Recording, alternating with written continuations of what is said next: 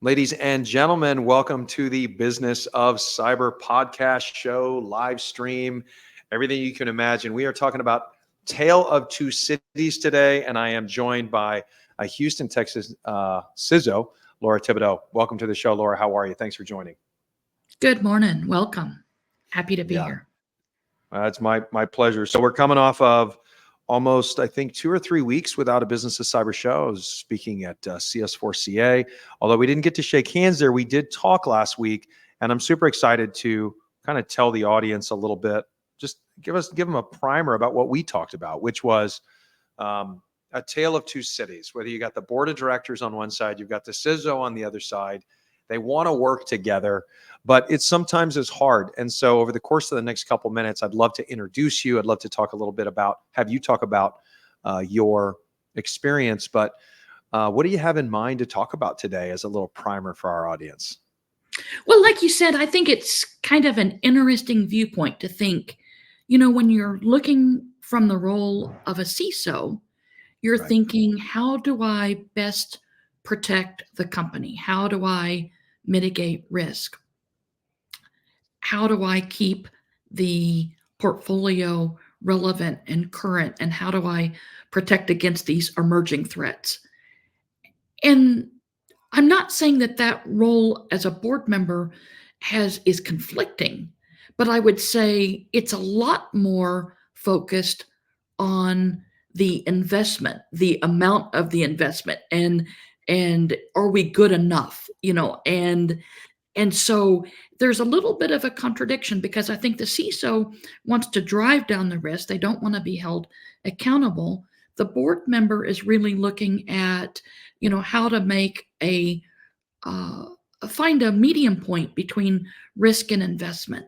And so I think that's kind of that dichotomy that you kind of call Tale of Two Cities, which is kind of fun play on it, right? Of you've got two different lenses that we're really Right. looking at. Yeah. 100%. Couldn't agree more. And as you think about the Business of Cyber show, why does it exist? It's specifically to talk about these kind of paradigms in our industry. When you think about the real challenges that I think all of us have collectively, whether you're a CISO, whether you're a board member, whether you're an operations player, or whether you're a product company or service company, it's that there are few amounts of people that make a ton of the very important decisions about security for asset owners, and they don't have enough time. They don't have enough people, and they don't have enough budget. So how can we collectively work together? Well, this is one way, is to get learnings from the front seat of being in a board member role as well as being in a CISO role. And Laura, we thank you for being here today.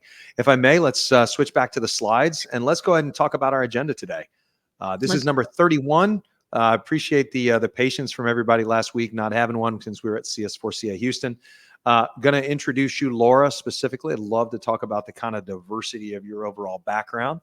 And then we're going to stick to 2 slides today, and we'll be really having just a conversation between the two of us.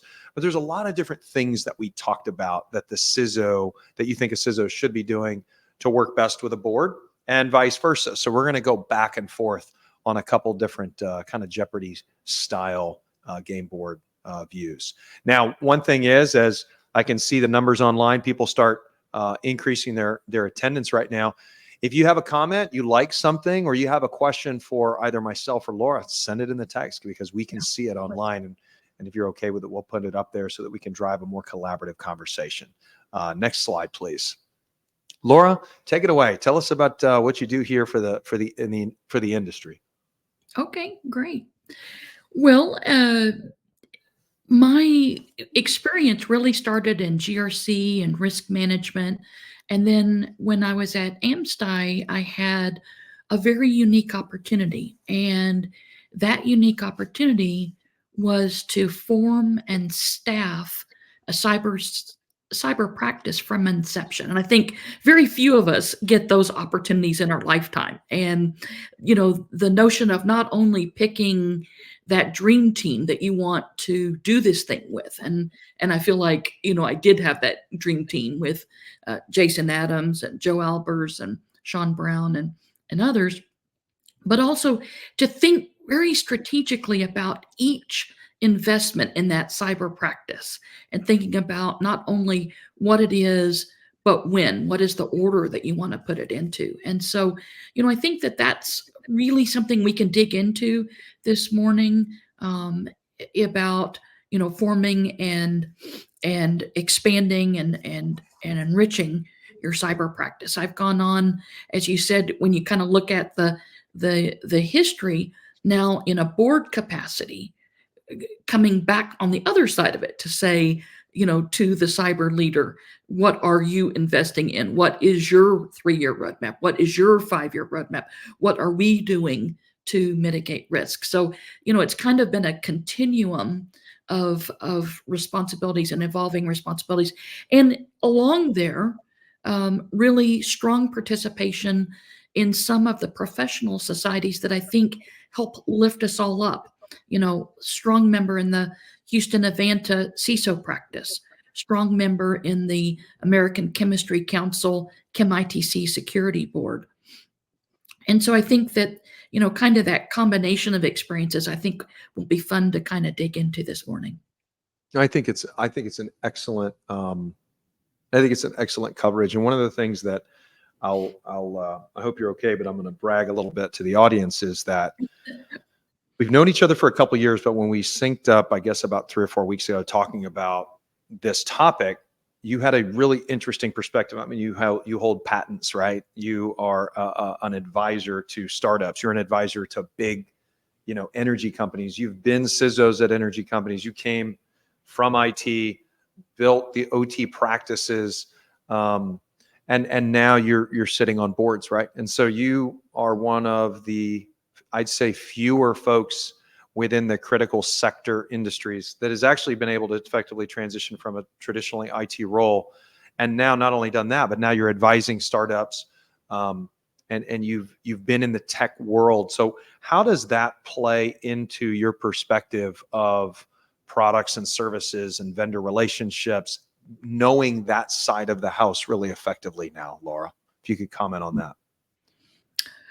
Well, the products and services is really an interesting point. And I remember having a discussion with Alex Phillips over at NOV when I was just getting started in this cyber realm. And he said, Laura, appoint informally, it's not, it's not something, formally, understand who is your board of directors from a technical mentorship standpoint that you really want to put in place to be your North Star, to be your compass, and keep you on the straight and narrow, because you're going to get a lot of shiny objects thrown your way. And it can be very easy to meander off course. So one of the things he said is, think about who your board of directors is to really help you. And he said, and in addition to individuals and professional colleagues, think about who are those brands that you could and should associate with. Who are those trusted partnerships that you will invest your time in, and that they will invest their time back in you, and that you will be growing and learning from that. And for me, I would say Cisco, Verizon, Booz Allen, Hamilton Cyber. I guess they're now called Deep Seas. They've gone through a divestiture, and Darktrace. Those are 4 companies that I would say, when you talk about that board from a partnership standpoint, that I had a very strong influence in and with, and who have had a strong influence back on me. And I think that propelled me to be my best self, and hopefully propelled those companies to be their best selves. Well, I think you bring up a really great point. My whole perspective is that the product and service companies are there to partner with their leadership customers and to support their roadmaps, support their journey. And I think too few companies and customers, to be truthful, view the relationship like that. Part of it could become because of turnover. Part of it could be from some, fundamental belief systems about what role everybody has. But wouldn't you agree that like the average CISO's role is so tough and so cumbersome and so heavy that if you don't have the right partners, and that doesn't just mean products and services, that could be, you mentioned some partnerships that are really important. it seems to me that like if you don't have those relationships to lean on to your left and to your right, then the job gets even tougher. And I think that there's some younger IT and OT directors that still have kind of an elementary view of those kind of partnerships, and they try to like carry it all on their shoulders themselves. And I just don't think that makes sense anymore, especially in such a digital age where we have access to so much more new data and so much more friends, you know? Oh, yeah. I was working on an AI ML project Mhm. with GE in the area of asset management. Right. And they got me a mug for Christmas, and it says, "Partnering for Success."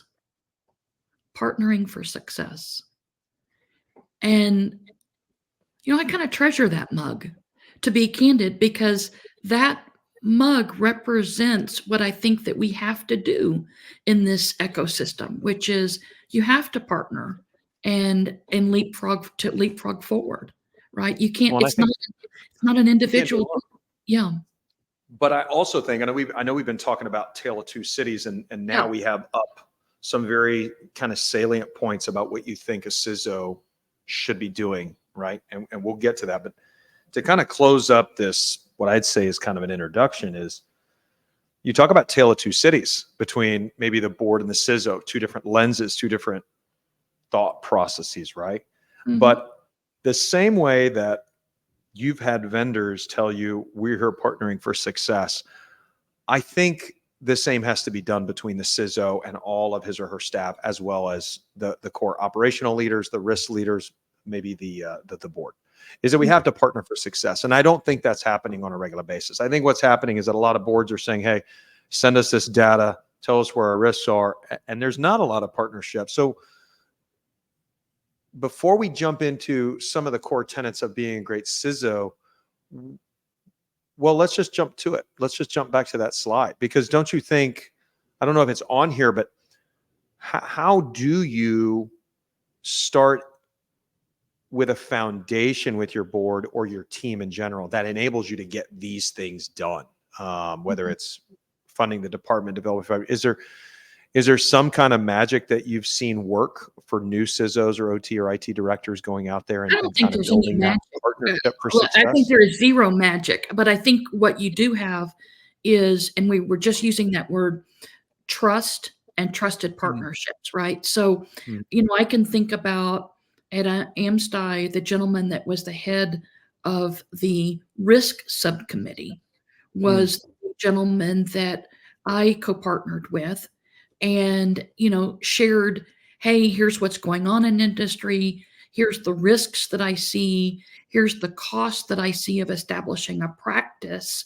Right. Um, and, we really, I believe it was because we had a trusted relationship, right?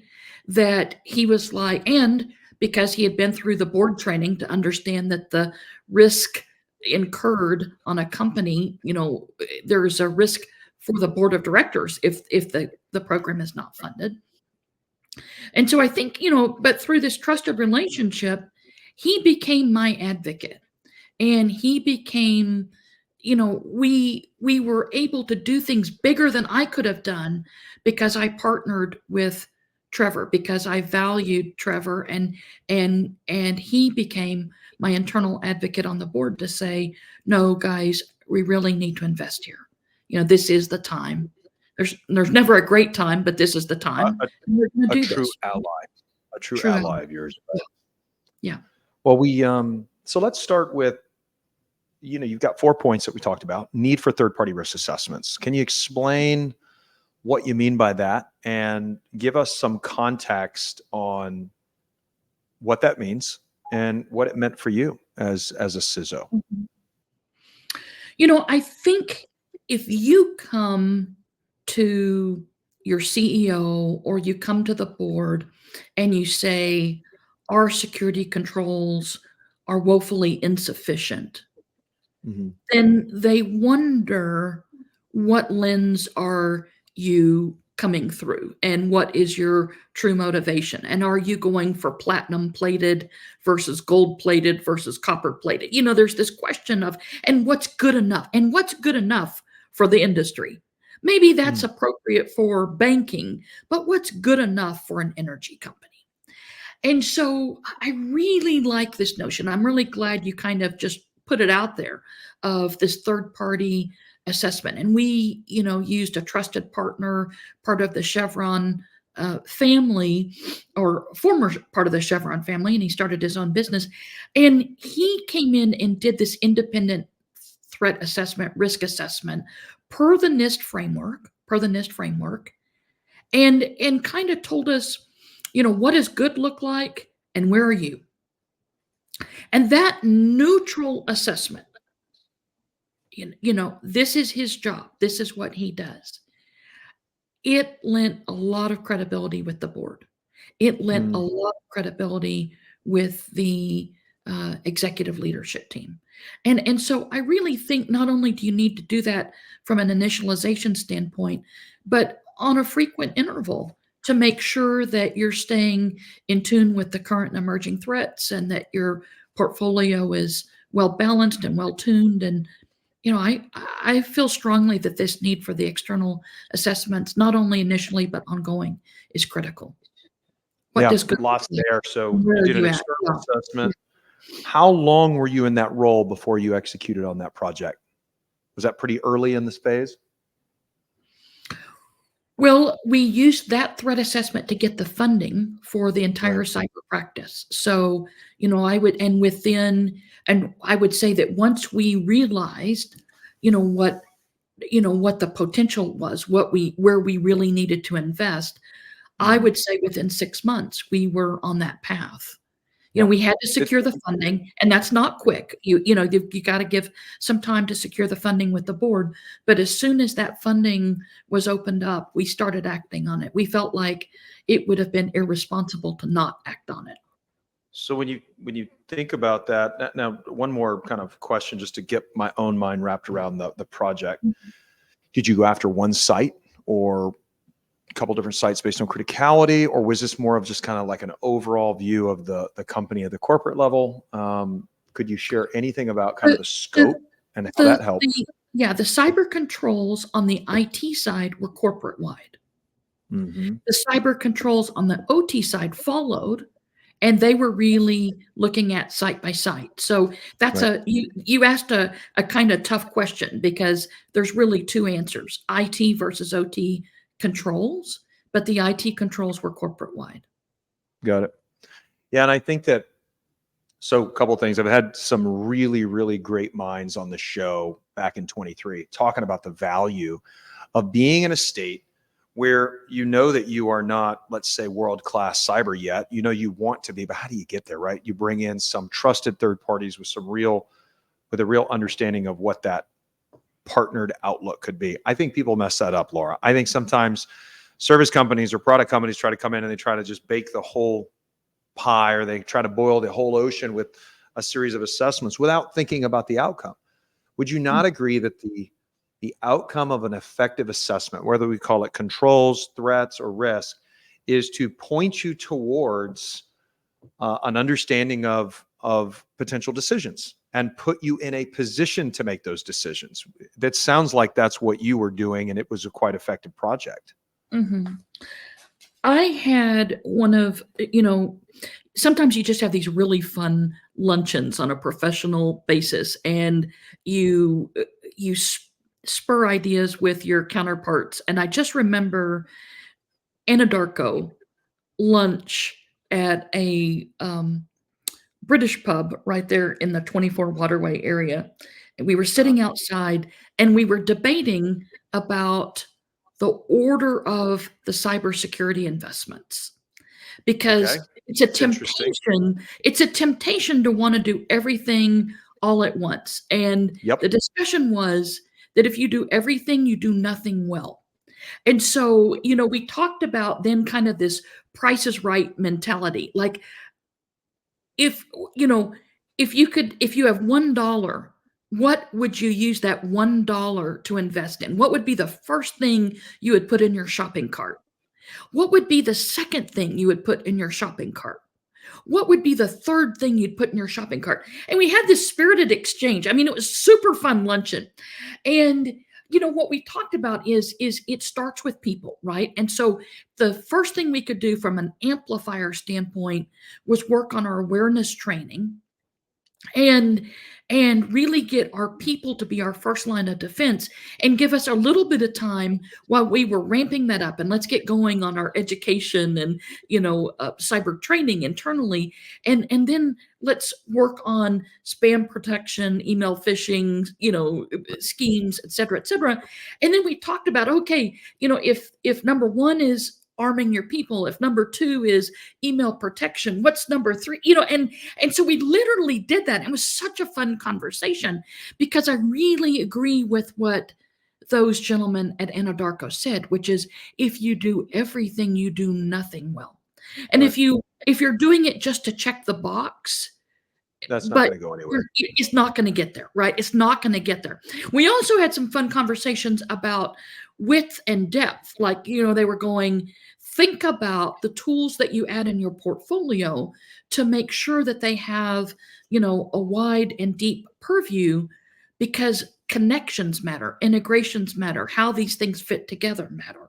So anyway, yeah, No, you bring up great points. I've always said that the final step of an assessment should yeah, actually be the budget request to solve various cyber controls, your list that you want. What do I put in my shopping cart first, second, and third? And the smartest of us out there have I'm going to say, artistic view way, way, way before the assessment starts on what that shopping cart should be full of. And you use the cyber assessment to validate in a scientific manner, in a data-oriented manner, your core belief systems. Because I think that the CISO's role is that art and science balance. It's like, I know I need to invest in people, process, and tech, but it's such a confusing world to live in because you just look at the internet and every product company thinks that their shopping cart, everything they sell is in the first things in the shopping cart. For me, I think that's the beauty of operational technology environments, or even more widely critical sector environments. The average energy company, whether it's upstream, downstream, midstream, you're going to have different criticality of facilities. And this idea that you're going to go do assessments at all of them every year in the same way, where does that get you, right?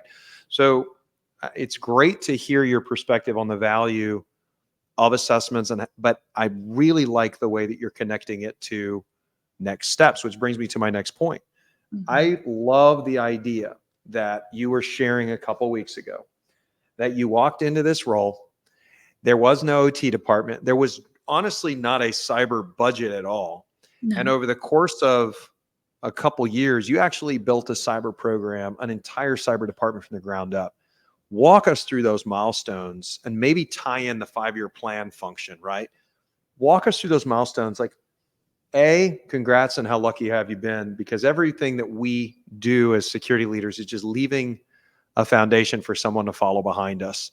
That's right. But it seems like there wasn't much for you to follow on, right? So tell us about that story as we kind of transition this CISO's view within the energy sector. Well, we looked at that NIST assessment and we looked at what are the critical imperatives. Mm-hmm. And we took those critical imperatives and we tried to lay them down first into a 3-year roadmap.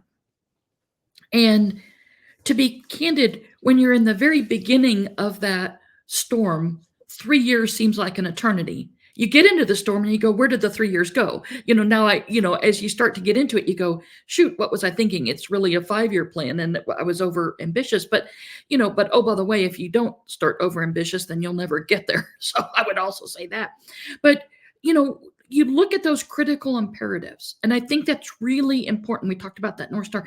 You got to keep going back to what are those critical imperatives and making sure that you do that reasonable job of getting those things laid down.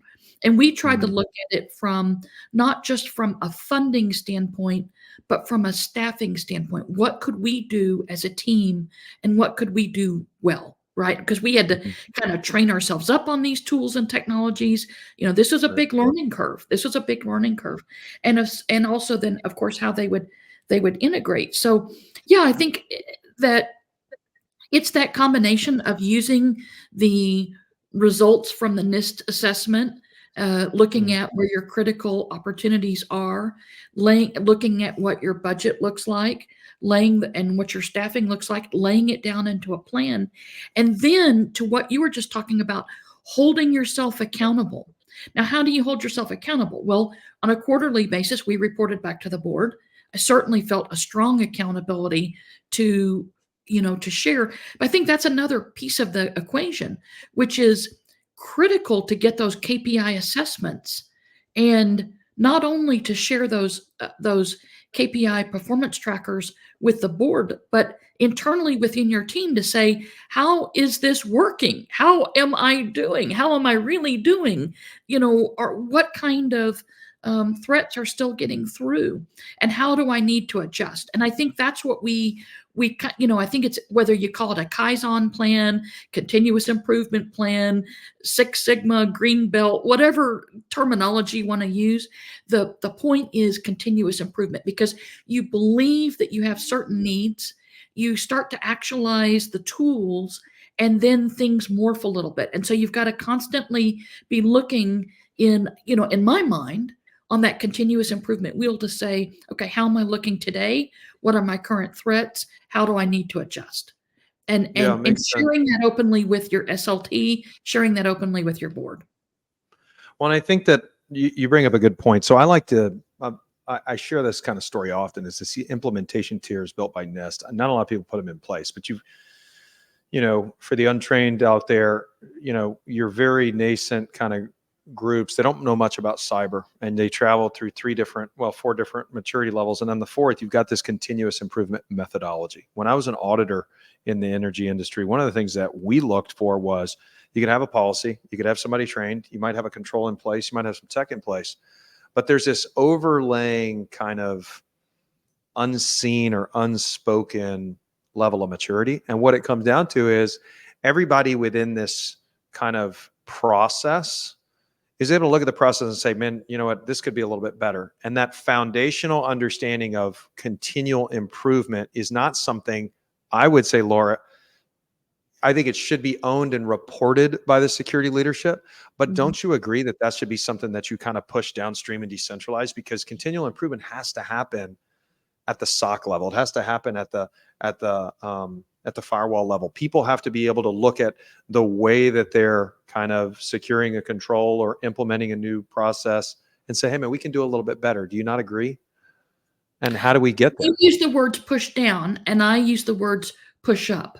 In other words, the gentleman that was running the SOC, basically we would look at his KPIs, on that monthly basis, and we would look at what we were seeing, and then I would, and it would say, what else do we need to do, Joe? What else do we need to do? Right. And so I wouldn't say, it was a pushing down. I would honestly hope that, my staff would say that they had that same fervor for improvement, and that they were constantly looking and sending up the suggestions to say, here's some opportunities. And then as the CISO, you're looking at, where can I apply budget to, and to get the most bang for the buck. So I would say it was up and down, up and down. Yeah. Well, and I think you've got this trifecta of great things happening. You got support from the leadership that are able to then push down resources to you. And you also have a really functioning team that understands what the end state is, and they're pushing up to you opportunities for improvement. I like something that you just said, which was, where do we get the most bang for the buck? We've brought this up a couple times in this podcast, which is, what's my shopping cart full of? Is it people, process, or technology? Is it a tech that stays on all the time, or is it a service that's once a year? I think that the real challenge our industry has, specifically in critical sectors, is that what's the best bang for the buck? Do we want to secure these 5 sites because they're our money makers, or do we realize that all 50 of these sites are not as critical, but collectively they deserve some budget too? And if I don't have the staff for that, well, I'm going to have to outsource. Well, do I outsource in a managed service, or do I outsource in a project? And so these, when we think about this theory of time, I don't always think about when we think about resources, I don't always think about time in the literal sense, like when is the project due? I actually think of it as how much time is that person who may not have been trained on that functionality or that tech take to learn the actual tech, and then we're going to have to give that person time on our own roadmap every single week to manage that tech. Or is it better that I buy it through a managed service? How do you juggle that decision continually as you fill up your shopping cart with new solutions that are inevitably have some baked costs of implementation that a lot of people overlook? How do you, any thoughts on Let's that start or it stories? let's dig into that, because it's really a fun topic. But I want to start with the most fundamental part of that, which is your staff. And we did group interviews as we brought on each member of that cyber team. Mm. And we looked at thinking skills, You said creativity, group interview? group interview, Group group interviews. I inter like that. yeah. And we looked at thinking skills and problem-solving skills. Mhm. And why did we do a group interview? Because if we're working in a team-based environment, they have to be able to perform in a team-based environment. And so we don't Yep. want someone who is going to go take their marbles and go play off on their own. It's like, hey, we've got to be able to work together and leverage each person's skills. Oh, by the way, not everybody, there was very few people that would get through our process because yeah, that thinking skills are a little bit in short critical thinking skills are Well, at so least important. the ones you were looking for in your team, in my company, we have what is called a culture interview. It's the exact Yeah, same thing. Not yeah, allowed to talk about the role itself, not allowed to talk about anything technical.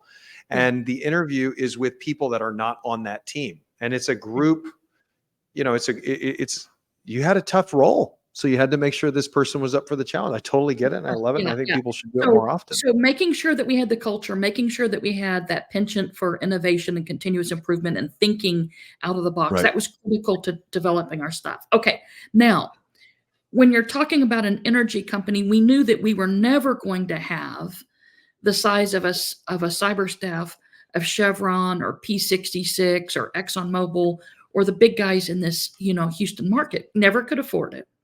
And so we really looked at core versus context on what are the core skills that we want in this practice, and what do we view as the context skills that we can effectively send over to a managed service provider, partnering with them, not against them, not a vendor, but a partner, but really partnering with them, but making sense out of, again, if you had one person on our team, if we had two persons on our team, what were those skills? What were those roles that we needed to Mm. keep internal?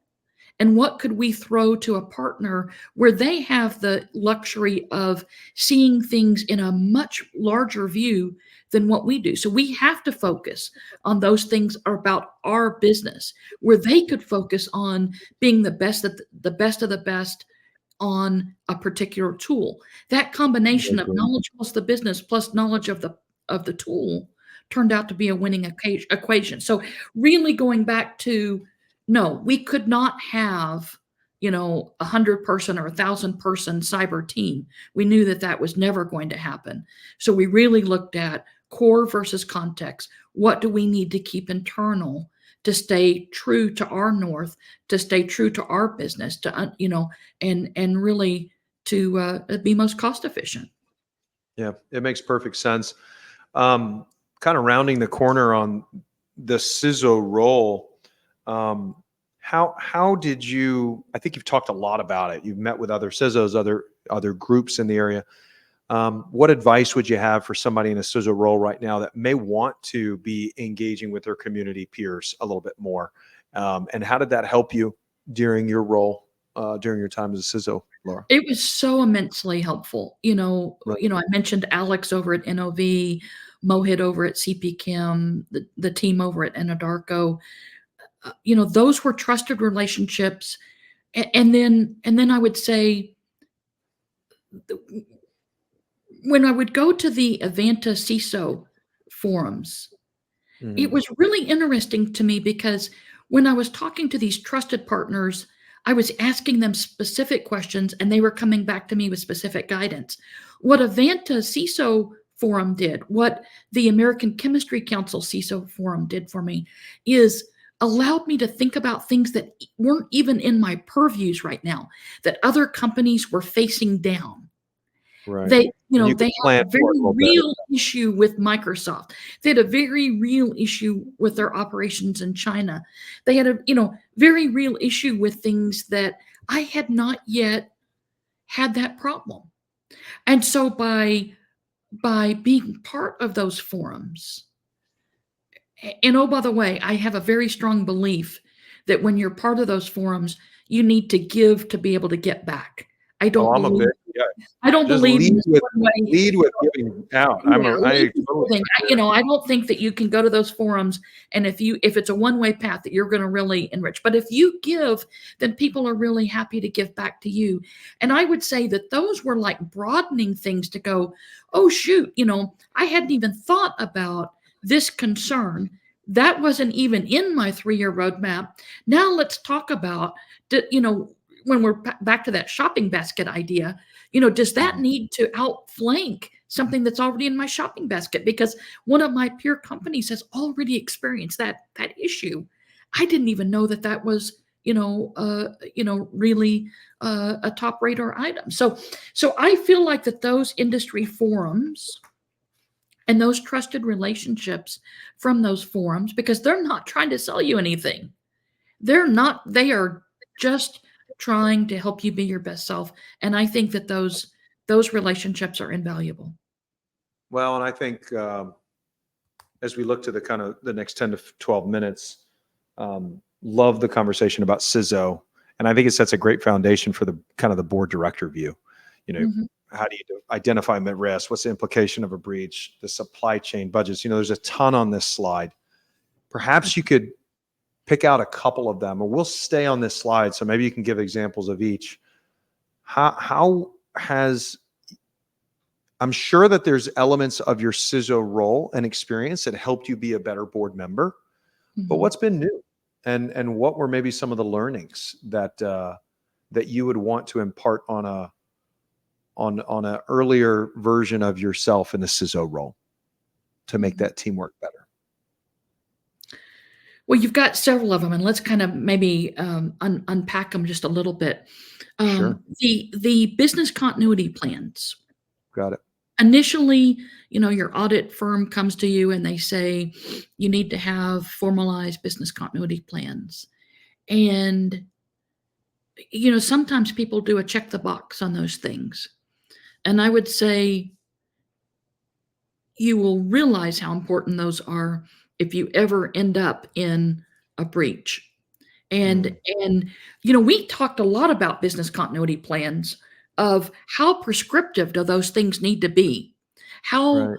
how prescriptive versus how much of a framework to launch um, the necessary thinking of the day, because you cannot document. You can't even think about it. If you could think about, you wouldn't have had a breach, right? You wouldn't have had so how do you make that framework in that business continuity plan strong enough that it guides you to where you next need to go, but not so constricting that it clips your wings and doesn't give you the ability to do what you need to do in that moment in time. I think there's a real sweet spot on business continuity plans that need to be thought out. And I think I've probably done mine at least 3 or 4 times. Like I started with very prescriptive, and then I went to very general, and now the 3 bears, something in between. So that's really an opportunity for us to document, what we have, get that framework established,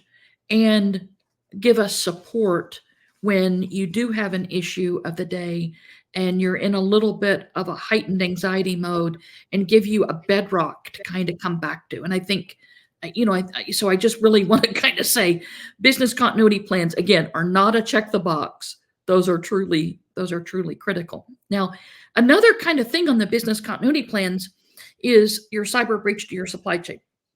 I Hmm. can remember, some of the comments that I've received are the business continuity plan is the continuity plan for IT to stay relevant or to come back after some sort of headwind. And I would say, no, it's really about business continuity plan, because if the cyber attack,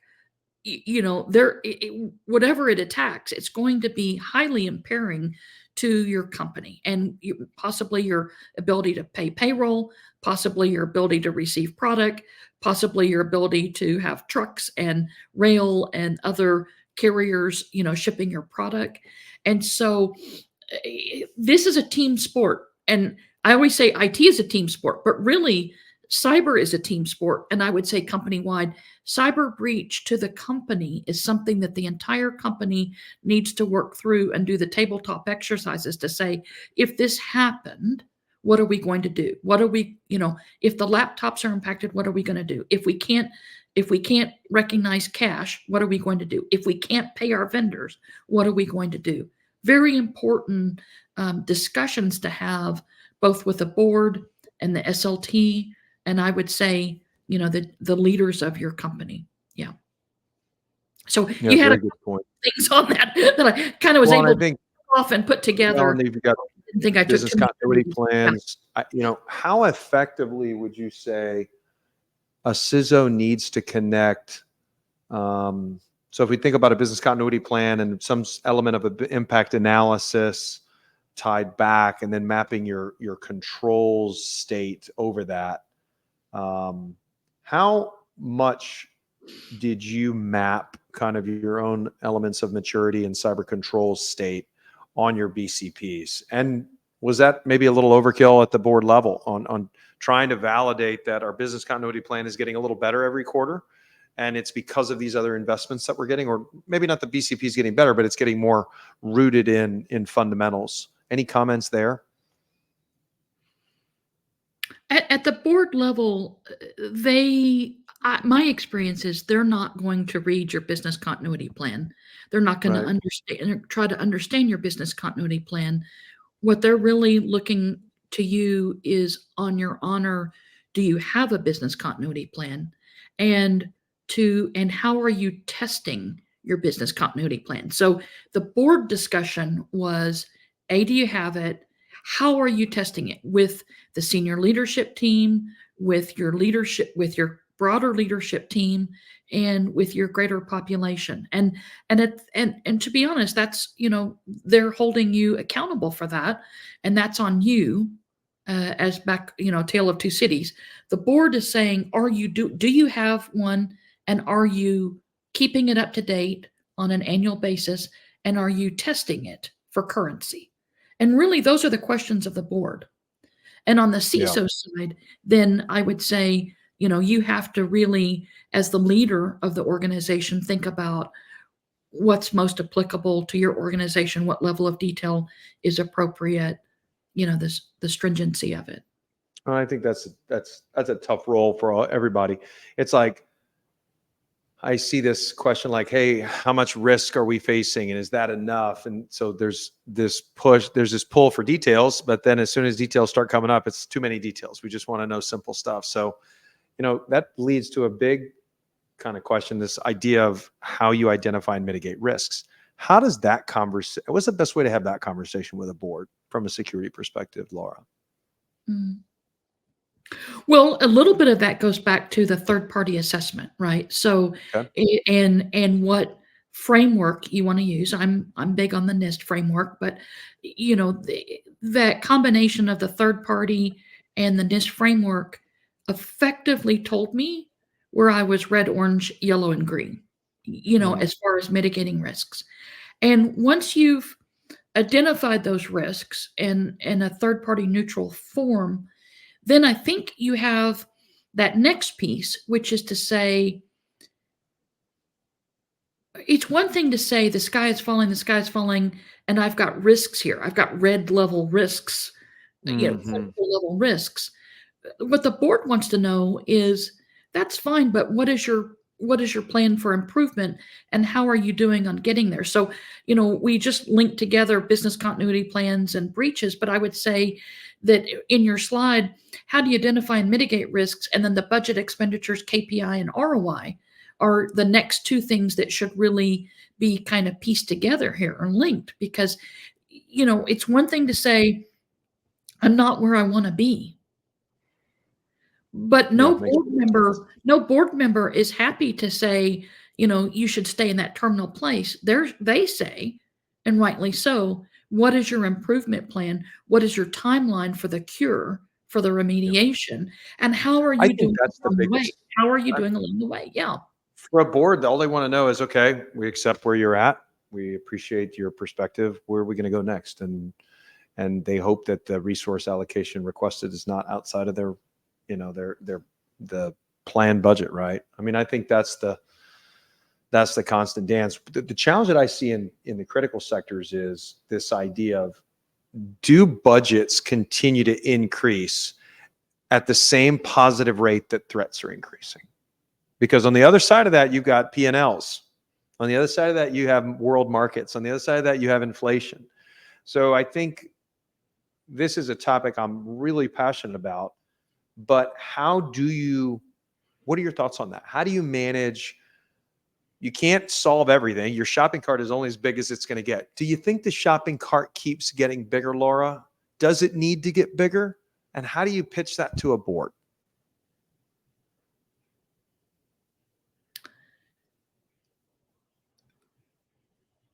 I don't think cyber is in a steady state. And as long as cyber is not in a steady state and the risk continued to increase exponentially, it's going to be difficult to say that your investment budget in cyber is a perpetual investment level. Where, I'm just going to say, let's say you had $1 million investment in cyber. Now, I would say, as a good steward, and this is back on the tale of two cities, as a good steward, the CISO needs to keep looking at, because of aggregations in the industry. And I think there have been a lot of aggregations in the industry, which has given a broader portfolio, which has allowed you to be perhaps more efficient, right? We can think about Microsoft as a great example of how much you can get out of your Microsoft investment. And so I think that you're constantly, as the CISO, thinking about, is this good enough? And where, as these consolidations take place, where can I use the extra capabilities that have been picked up through those consolidations versus having a standalone tool? And so, I don't think that you automatically get an increasing budget as a CISO. But I think that you need to be talking to your board to talk about, the risks are clearly increasing. This is what we're seeing in actuality. This is what our peer companies are seeing. And oh, by the way, I think showcasing what you're doing internally to make the best out of your investments that you have. And we constantly were looking at our portfolio to say, who are the few that, the few, the proud, that limited, that we needed to keep in that portfolio, and stay with Well, us. it's a great point. I mean, I think you're saying cyber threats are not going to be a perpetual flat line. And so cyber budgets, we shouldn't make the assumption that they will be as well. But the CISO also has a responsibility of not keeping it going straight up in the air.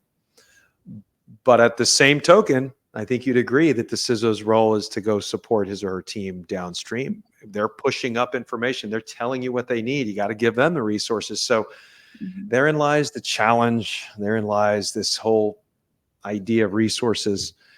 We're a little over time, but we've had great attendance up to this point. Laura, I will give you the last word on this Tale of Two Cities argument and discussion. It's been a pleasure having you on the show, and really appreciate your perspective.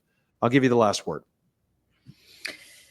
Well, my last word is thank you for inviting me to, to be part of your show, and truly humbled and honored. And, I think it's all about people. We talked in different ways about people, about strong team members, innovative team members, creative thinking team members, about putting your board of directors in place to help you be your North Star, about putting partnerships in place with key suppliers. And I would just say this, that if the folks out there have other questions, they want me to, take them on in a mentor-mentee relationship, it's all about people. And I think that's really the most important thing. We can talk about all the shiny objects, but it's really about people helping people. And I stand here ready, willing, and able to help your listeners. So, Well, I appreciate that. I agree with you. I think that there's enough really great folks in this industry, but there has to be more. And lateral insertion into this industry, whether you come from operations, whether you come from safety, whether you come from IT, we need them. The answer is yes. Here's the opportunity. But I do think that we have to put our arms, collectively around these folks and bridge them up. That's why we're here. I appreciate the investment of time today. I appreciate your perspective. Learn more as you continue to follow the Business of Cyber series. Next Tuesday, April 17th, will actually be a special session at CS4CA Houston. I gave a presentation specifically on the correlation between people, time, and budgets, and how you map those to different controls. And we're actually going to be doing a repeat of that. So, Laura, it was great to have you on the show. There's so many things that we think alike about, but yeah. finishing on the idea of people, let's go out there and make some more great folks in this industry. Thanks for your time. Appreciate the investment of it. Have a great day. Cheers.